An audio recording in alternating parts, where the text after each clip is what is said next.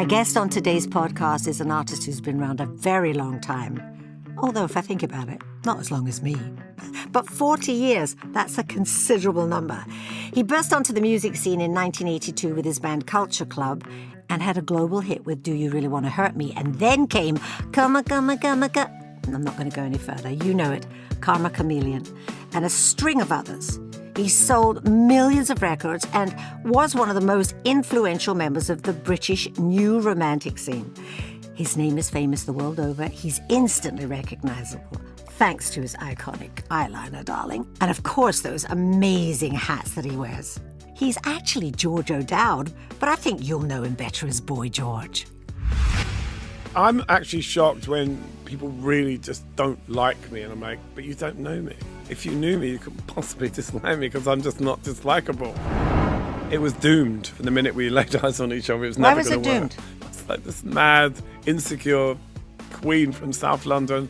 He was a posh boy from Hampstead whose parents didn't approve, and who knew how to have a relationship, particularly under the microscope. I think Bowie was like one of those people that if he liked you, it was like, I'm absolutely cool. Don't even try to consider that I'm not.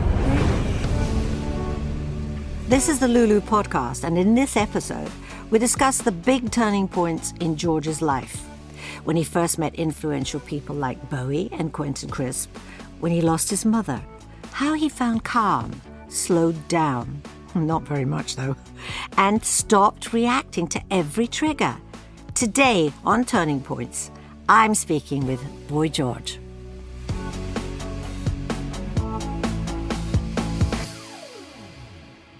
Can I just say that we know each other for over 40 years, right?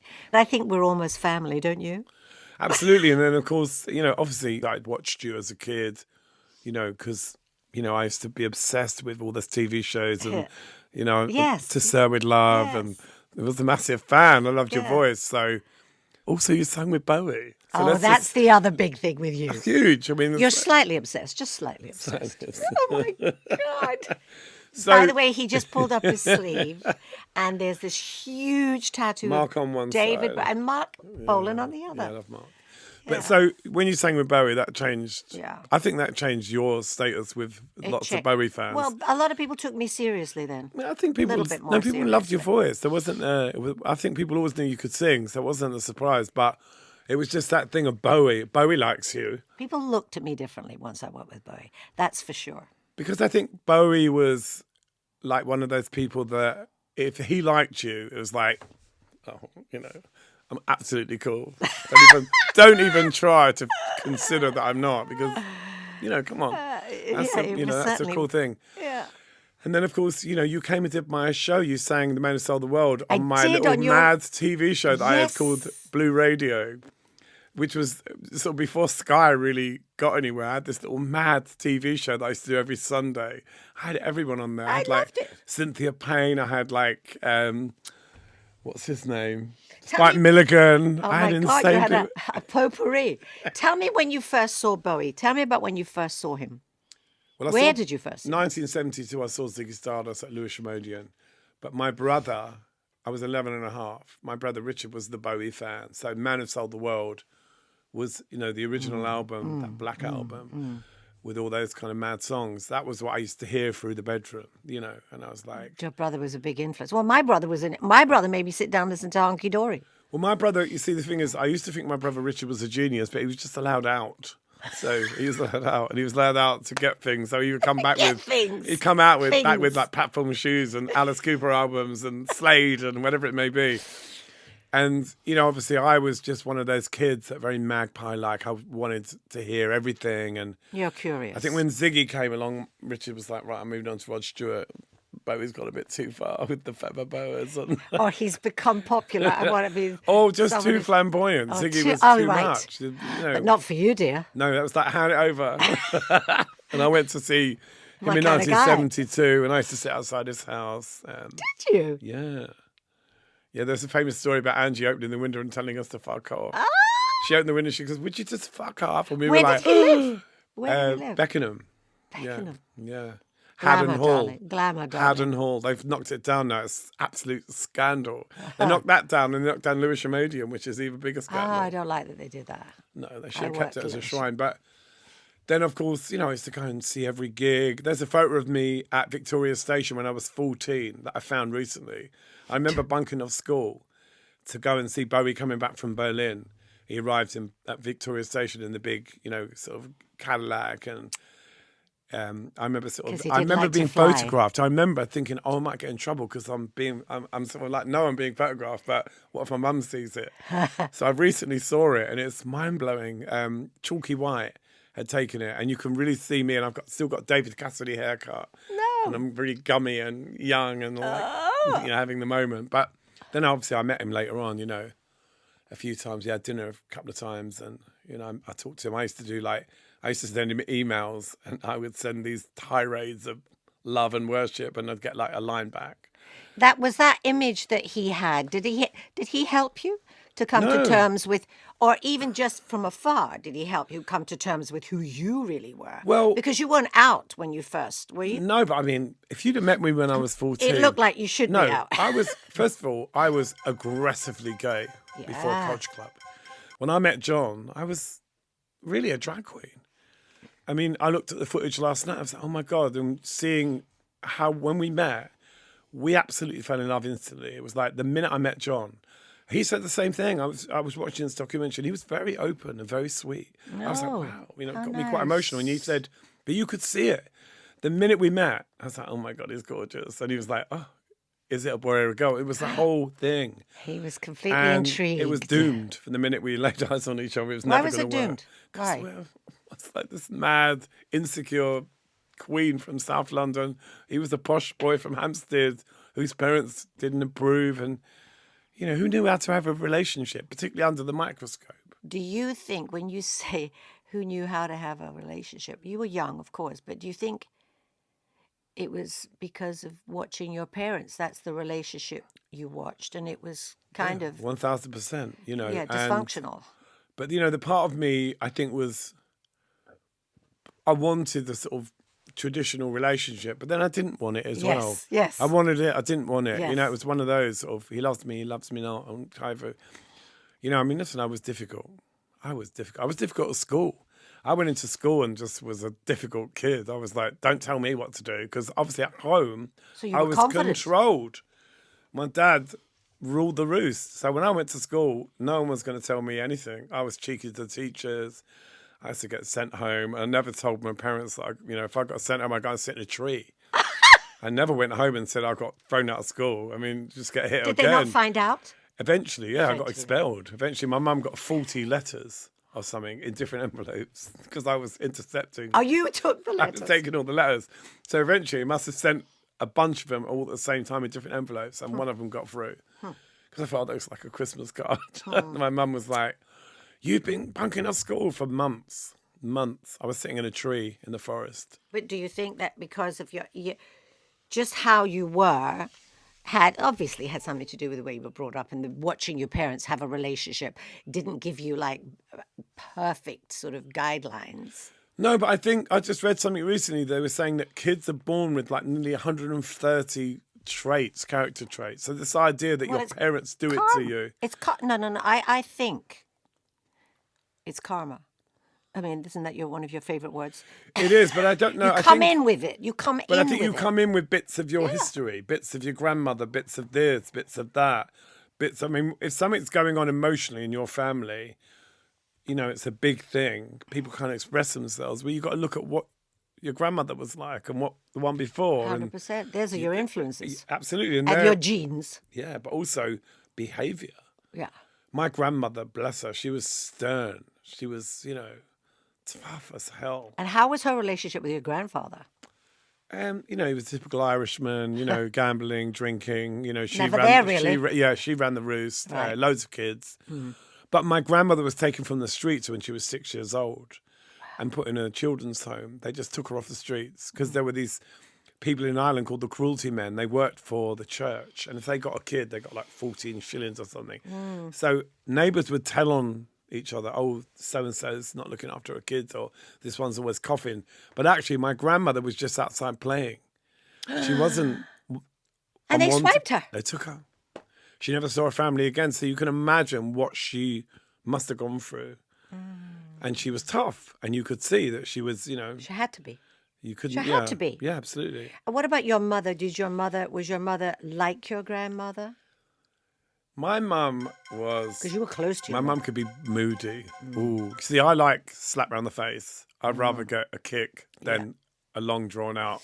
Don't talk to me.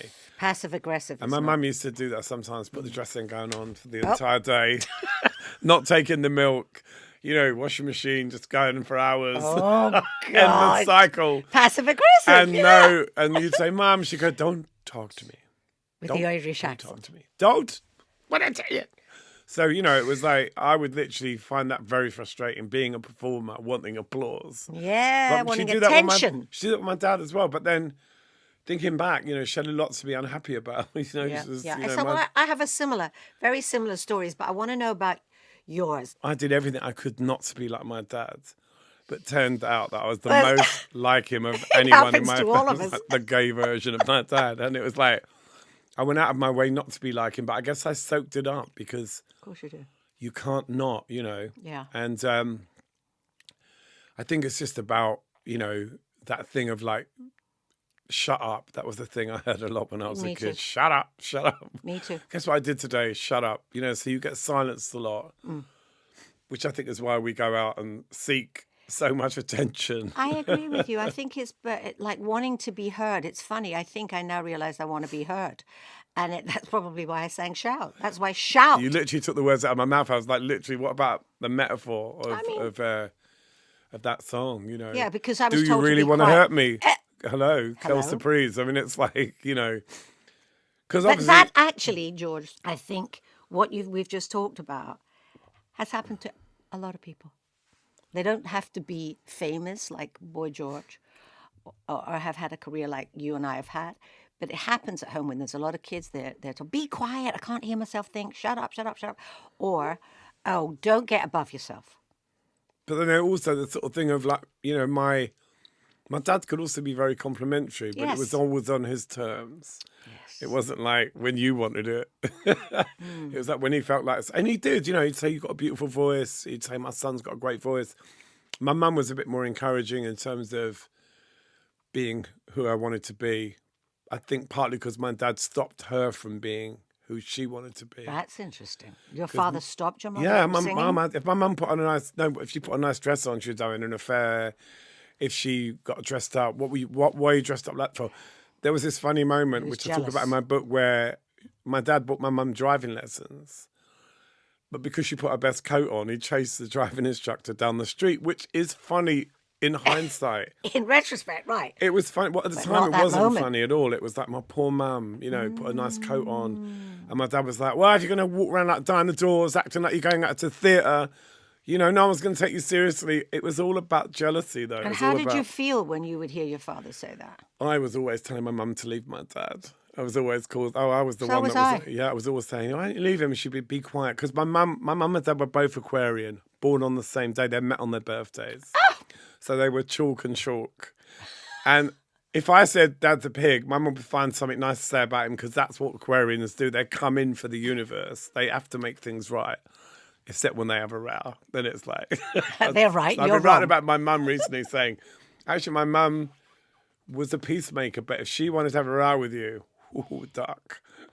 Your childhood sounds a little bit like mine. I suppose all of our childhoods, there are similarities. But so when he put your mum down, I hated it. I mean, because I used to love my mum. My mum didn't dress up a lot, but when she did, my mum used to make clothes. She was a really good seamstress. There was a shop in Eltham High Street called Paraphernalia. My mum used to sew all the dresses. Oh. So I was always like, sometimes she'd get Oh. some flares. I'd be, oh, Mum, let me have these. She'd go, no, they're going to the shop. There's 10 pairs. I could see it. Yeah, it was amazing. So my mum occasionally would dress up for a family gathering or a wedding or something. And she had really good taste, my mum. She was very, very beautiful and stylish. So you get that from your mother.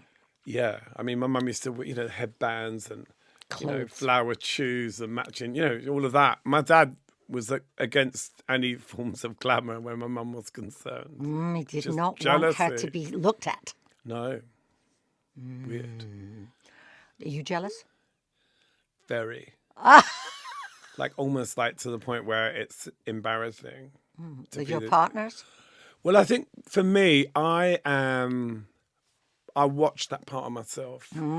Say 10 years ago, if I was on the phone to someone I was going out with and I heard someone in the background, I would create all sorts of scenarios about who is it. Now I just let it go. I don't ask questions. I don't do those things, because if you do those things, you will go down that road. Now, how did you change that? Because that is a tough one, to have that jealous streak. I think it's always there, but I think as you start to understand that it's a really horrible quality. It's a horrible, suffocating... I mean, listen, I wish I knew what I knew 30 years ago. I knew that I would never be jealous. I would never chase after a guy.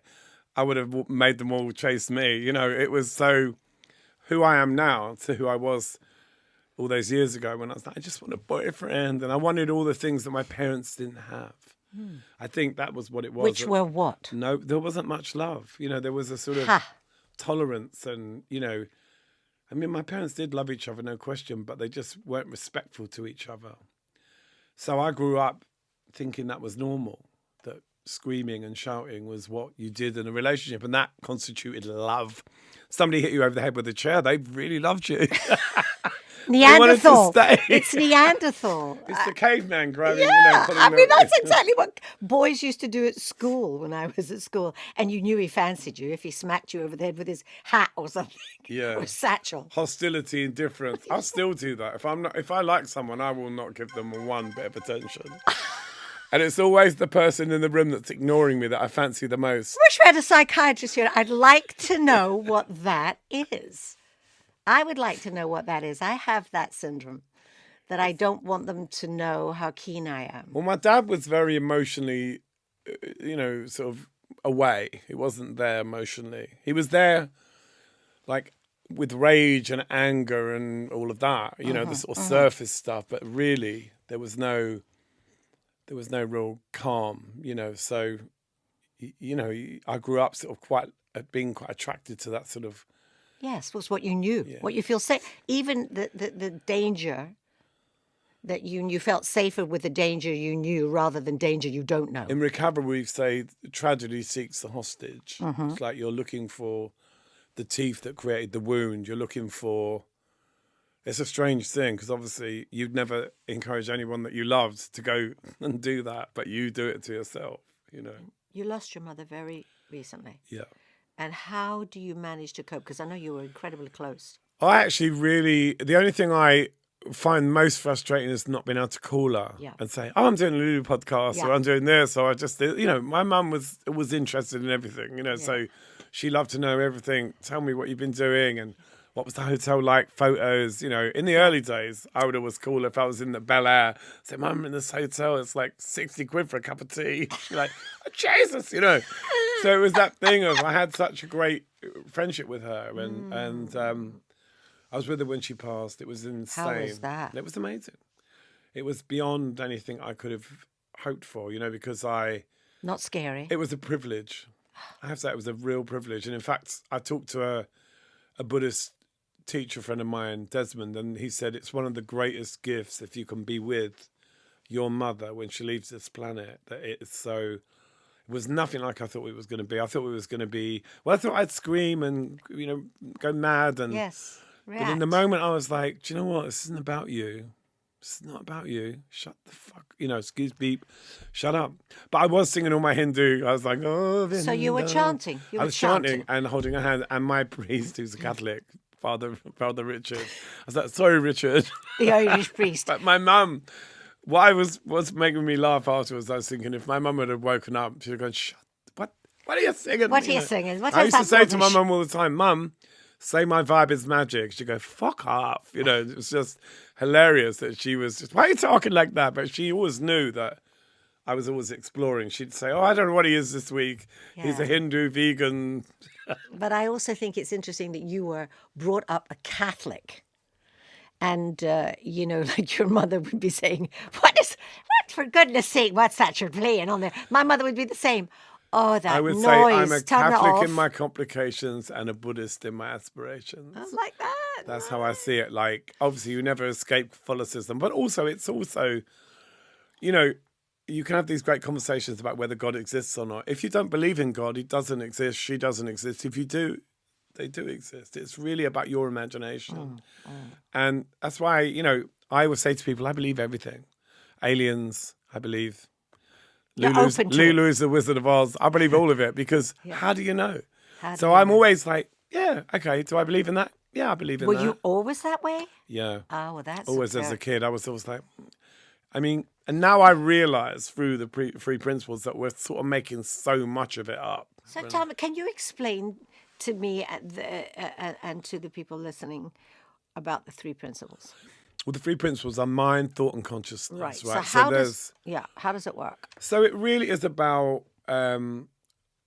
I think one of the key things is like when you're, like, say, with a partner. This idea that you need to know everything about that person is so unreasonable and ridiculous because we're all vast universes. It's like, comes back to the sort of Alan Watts thing that everything in the universe is in a negotiation at all times with everything else. So nothing exists without everything else. It's all going on at the same time.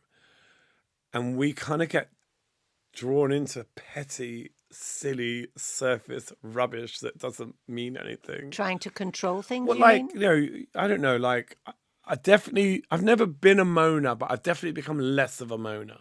So the three principles will help with that? 1000%, like, you know, because, like, arguing against what is, right, or what you've imagined things to be. Your perception. Is a kind of form of insanity. So, you know, like, you have a row with the cab driver and then you're still going on about it an hour later. And it's like, he's gone home. And I don't know, I feel like, obviously I'm a Gemini, so I think all the time about everything. But I'm also willing to accept that my thinking is not necessarily what's happening or isn't really helpful. So you mean it's your point of view, it's how you see it, it's not how everybody my interpretation. sees it. So one of the things that I do a lot of is when I meditate, I listen to these really unpleasant frequencies that just clear your mind. Like literally, they're like white noise, like just like it's almost like an alarm's going off. But you find actually, you close your eyes and suddenly you're like, actually, do you know what? You can never clear your mind. But having a sort of detox of the sort of regular thoughts you might have about yourself, where you just go, actually, permission not to think. Like we were talking earlier about, I've been much slower on this podcast, and I'm very happy about that. I'll probably be able to listen to it now because I've been a bit slower. They'll probably edit it so the good bits will be out. Yeah, but I think, you know, it's that thing of like, it's really nice not to think sometimes. Or to clear your mind out so that some other thoughts can come in. Slow it down. And, you know, one of the things, you know, I love working, but I also really enjoy, like, nothing. Doing nothing. But not too much of it, but enough to be... I think if you're going to do nothing, you've got to do it really well. Do you think you'll ever retire? Will you ever stop working? No. No, because I think life's the verb. Life's the doing thing. It's not when people say to me, you must be exhausted, I'm like, you must be. I'm not exhausted. Why are you telling me? There's a pandemic of exhaustion. But it's like they're throwing a black... exhausted. But people always say, it must be really stressful. I go, no. My mother's life was stressful. Yes, my life mother's. has only been stressful when I've made it stressful. Look, you know, I have to ask you some questions. Let's go. Why don't we talk about, my God, you were on Broadway. Yeah. You are, I'm first of going all, back. but I know you're going back to Broadway. You're going to do, what was the play you did? I did Moulin Rouge. Moulin Rouge. What about even the actual fact that you broke America's? Because a lot of British acts cannot break America. Some of the most fabulous and most successful acts don't break there. Was that a thing for you? I think it was because we weren't trying to break America. We didn't really understand. Yes. Maybe John was. Maybe some of the, you know, He the manager. He wanted but it. certainly my whole thinking wasn't like, I was a bit like, they're going to like us because they like us in England. They like us in Belgium. Why would they be any different? Why wouldn't they? Well, Why wouldn't they? it was simple to you. But Yeah. I don't know why a lot of people can't, but I think your point is that they overthink it. Now, you did have a famous lunch, I think, with Andy Warhol, and you did someone I loved, Quentin Crisp. You took Quentin Crisp with you? I did. Yeah. I got this phone call. I was staying in a hotel with Marilyn in New York, and the phone went. Marilyn answered it. So just remind the listeners who Marilyn is. So Marilyn was my sort of best friend from maybe about the age of 18. I met him. He was this fantastic drag queen that used to dress up as Marilyn Monroe and looked amazing. Was gorgeous. And was What a bit about of- Quentin? Also, tell the people So who Quentin is. Quentin Crisp, I'd seen a sort of TV play about him I remember with that. John Hurt. Brilliant. And it was about the life of Quentin Crisp, who was a sort of, kind of a prophet, like a gay, spiritual, but sort of a weird. He wasn't trying to be spiritual, but he was very profound. What was it called? The Naked Civil Servant, but he did Civil lots Servant. of books, like The Importance of Style. He was always I like, found him fascinating. one of the things he said, I was at I went to see him a lot. I went to see a lot of his one-man shows. I was in Brighton, and this queen was like, Quentin, I've just come out. Shall I tell my mother? And he goes, never tell your mother anything. And that was his thing, you know. He was, there's a fantastic, like, sort of narrative by Quentin Crisp where he talks about, and this is 50, 60, I don't know when it was. He says, if you want to become a virgin, do it on TV. It's like he was like predicting what was going to happen. He said, if you're on TV, people will cross the road at the risk of being killed to say, I saw you on the telly. And So true. I'm going to send it to you because it's brilliant. And it's like he just prophesies what was going to happen. So There's some, you took him to meet Andy Warhol, or you just took him to the lunch? no, I got called by Warhol's secretary to say, would you like to come to lunch? Hello, And we I were like, just got a call from Andy Warhol. of course we're going to come. Of course we're going to come. And they said, would you like to invite anyone else? I said, well, Marilyn's a non-negotiable. She's definitely coming. So that's... She's insistent. She's like, you're taking him instead of me. Yeah. So then I said, could you invite Quentin Crisp? And they said, oh, yeah, he'll come, no problem. And he was there, and he was brilliant. He was so funny. I'd just done a shoot with Avedon. Oh, nice. And I was telling him about the shoot, and he goes, my, Mr. Boy George, you must be so energetic. All that running and chiffon. I just thought he was brilliant. It was him. Rupert Everett was there. Oh, Bianca love. Jagger. Marilyn, and there were some kids there were some freak friends of ours that we brought with us. And he always had interesting people. And there. Andy just, loved, saying loved. nothing, just watching and taking it all. in. voyeurizing. So did you get to know Andy Warhol and see him? Ish. In his diaries, he's rude about me 4 times. He Nice. said, calls me fat. He says, I went to Madison Square Gardens to see Culture Club, and Boy George is really fat. He was obsessed with everyone being fat. And Oh, there's he a was few other obsessed with everyone being thin. Well, that was it. Yeah, exactly. Yes. So I wasn't that. Yes. But I've done a painting about that where I've done Andy, and it says on it, I went to see Boy George and he was really fat, which I thought was hilarious. Size Queen, it's called. I mean, obviously, at the time, I wish I'd been more present to... Why were you not present? I was full of my own self-importance. George. Were you taking substances? Drugs, Well, fame. then you won't be present if you're doing I wasn't drugs. interested in, but I obviously knew he was fantastic, and I wish I'd been more present. When I think back, I think, oh, I wish I'd been more More of there. a creep. More there, yeah. More a creep. What you were telling me about your childhood and how you have changed. What time? Now you're in your 60s. When 63. did that change? And how? What the thing happened? the What thing was the about- turning point? Well, I think the thing about the 3 principles, which is mind, thought, and consciousness, is when you start practicing it, the first thing they say is you already know this. This isn't something, you already know all of this, right? Which is pretty true about most spiritual understandings. You know They it. don't all say that, but I've heard You that. don't. My you, teacher says you know that. it, and it's about unlearning what I call sort of default behavior, where you kind of go, well, I always do that when you do that because I'm supposed to be angry, and you get locked into these agreements with people, particularly people that you're very close to, family, lovers, whatever, Patterns. managers. It could be anyone that Yes. you're with all the time. Yes. And you kind of just do what you always do. And I think once you realize, okay, that's not really getting me what I want, I mean, I worked with an acting coach for 4 years, a guy called Charlie Walker Wise, because I wanted to kind of up my stage confidence. This is a while back.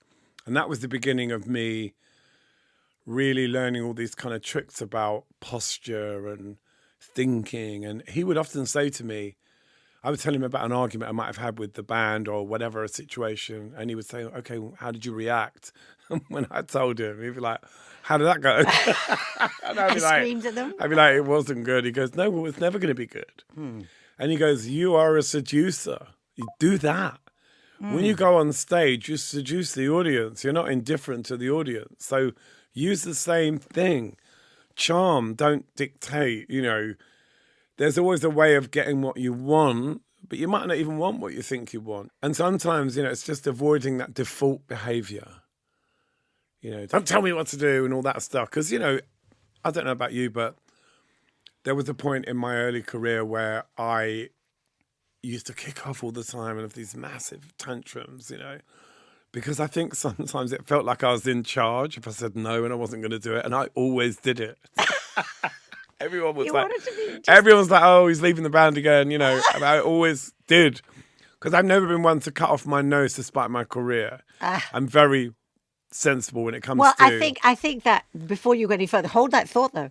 I think because of the fact that you have been and you still are probably, I would say it looks like you maybe even more successful than you've ever been. You're certainly more visible than you have ever been. And so it seems like you've managed your career very well. Well, I think I've just always enjoyed what I do. Yes. And I think if you just carry on enjoying it, and I think Yes.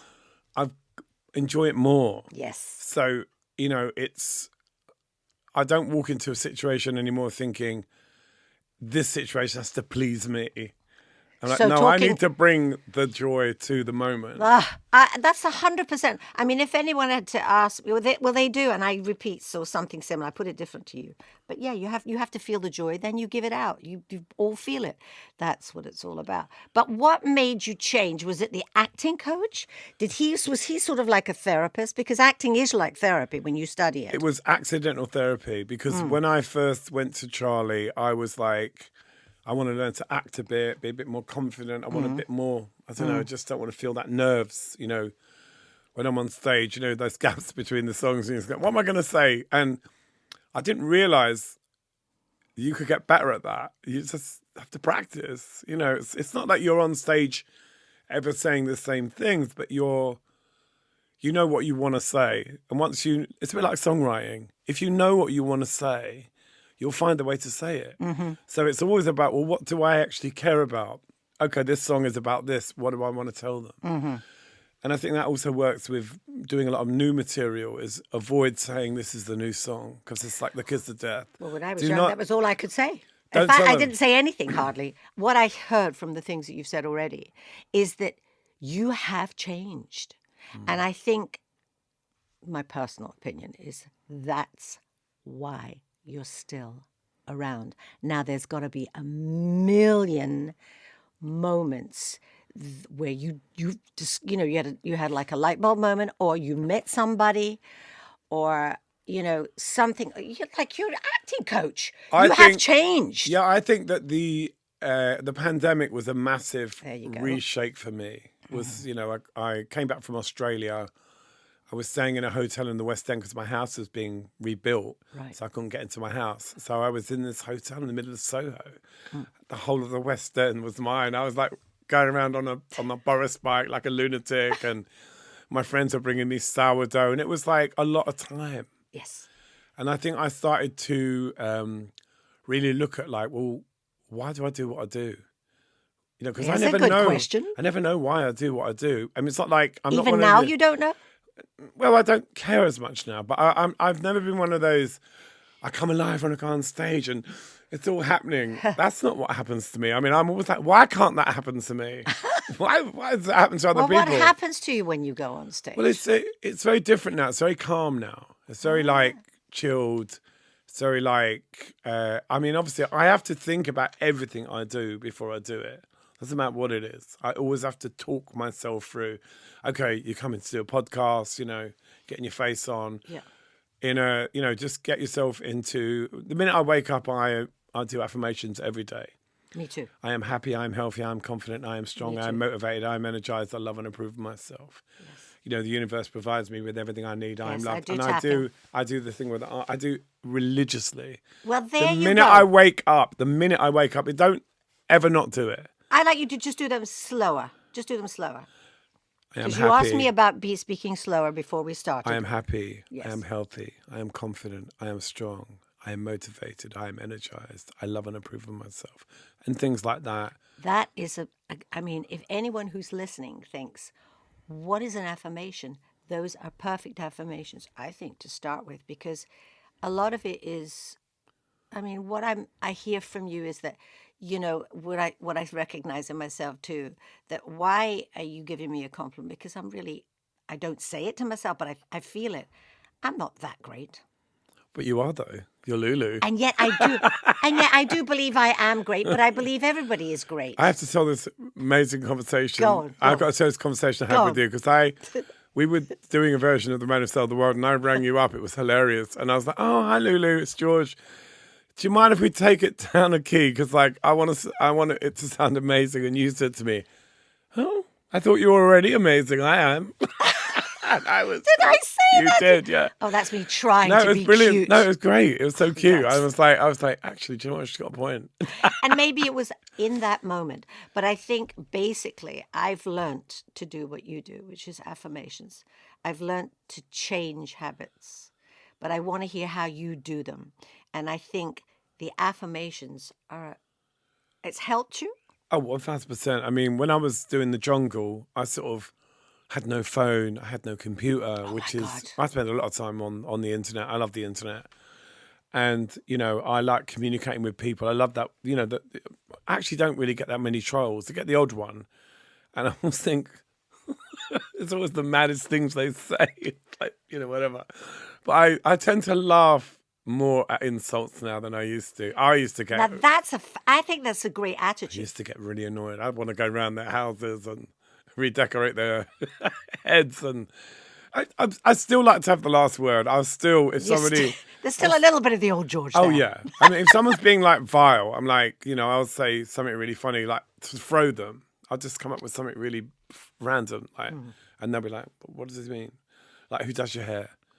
You know, or whatever, or it's just like, must be hard having no neck. I don't know. I haven't even seen these people. I'll just say something that might be a bit wounding. Yeah. It's not very grown up. But Yeah, but actually, that's something we put ourselves in at that position when you. Not that I ever really wanted to be famous. I don't know about you, but I just wanted to sing. But when you're in the position we're in, which is kind of like in front of people, a sort of public person, you do get people tend to think they can tell you what they think about you straight off the bat. yeah, and I think And sometimes it can be very wounding. yeah. I mean, listen. And you know, cope with that. I'm actually shocked when people really just don't like me, and I'm like, but you don't know me. If you knew me, you couldn't possibly dislike me because I'm just not dislikable. But there are some people that just roll their eyes when they hear Lulu or when they hear Boy George. They just go, ugh. And it's like, fuck off. You know what I mean? It's like, you know, because it's like. But that I think is a very important thing for young people who want to be, I'm putting my fingers in parentheses here, famous, which I think is like a curse in a way to be famous. I think if it comes along with the job, fine. But, you know, what you're talking about right now, for a young person to think about, I don't think you'd ever think about that before you do it. You know, it's not as easy as you think. You're famous and then you have to put up with all this shit. I was watching these, watching this documentary, and there were some absolutely hilarious clips of me in the 80s, and people used to sort of talk to me like I was no substance. They'd say, what's it like being a fashion horse or whatever, or where'd you get your hat? And I was so defensive. I took them to task. I've forgotten how brazen I was.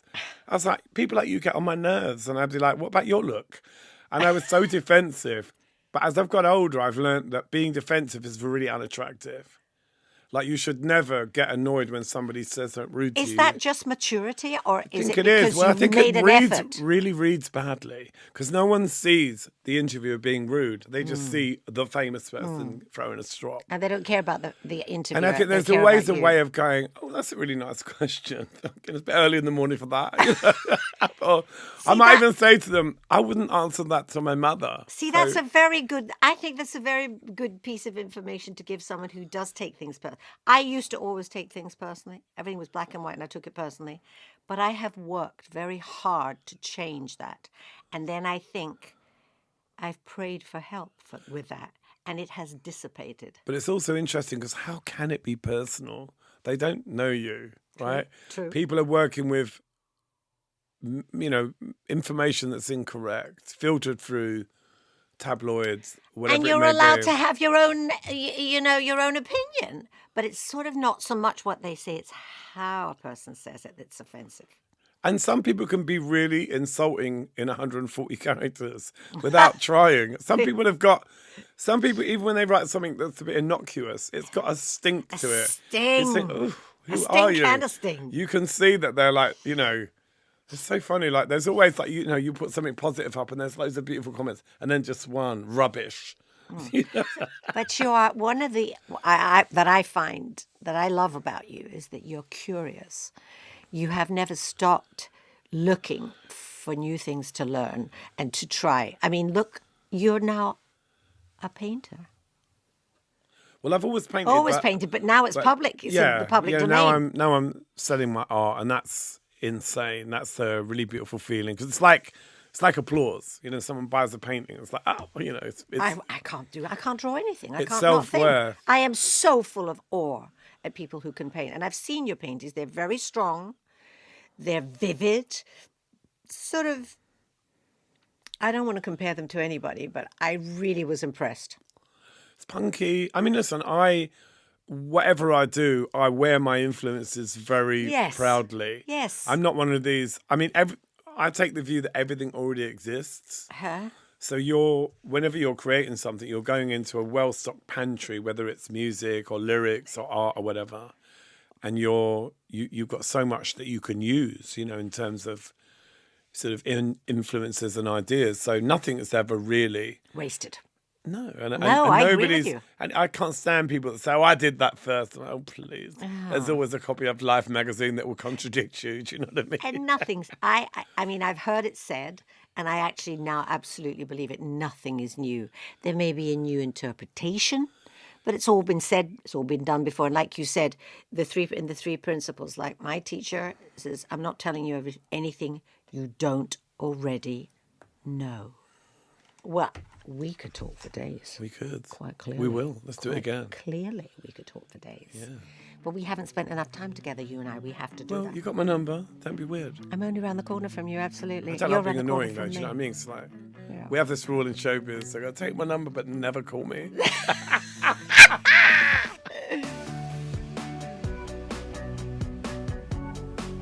Every time I speak to George, he surprises me. Well, the fact that he never comes up for air, that's the main thing. But the depth of his understanding about himself and his life is so inspiring. The good bits and the bad. He has such a curiosity. I think that's really important in life. He always wants to learn. I think he's got to be one of my favourite people. I'll put everything we spoke about in the show notes, but if you have any thoughts or questions, just drop me an email, lulu@whistledown.net. The LuLu Podcast, Turning Points, is a Whistledown podcast. Our producer is Faye Lyons-White. Follow us on Instagram @The LuLu Podcast, and don't forget to rate or review us wherever you get your podcasts. See you next time.